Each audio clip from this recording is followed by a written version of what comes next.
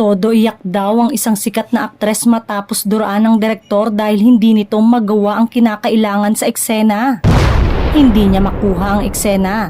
Yan na lang ba ang kaya mo? Sabay dura ng direktor. Chika ni Roldan Castro sa programang Showbiz Police ng DWAR Abante Radyo. Nilapitan niya, dinuraan niya, dagdag pa nito.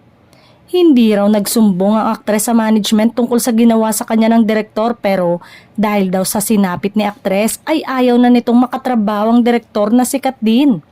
Naikwento lang daw ni aktres sa malalapit sa kanya ang ginawa sa kanya ng direktor nang matapos na ang serye nito.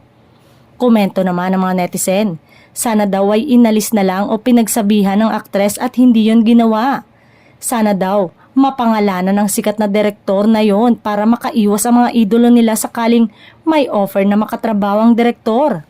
Samantala, hinihintay naman na magsalita ang sikat na aktres tungkol dito o kaya naman ay makarating sa management ang maisiwalat kung sino itong aktres at kontrobersyal na direktor na ito.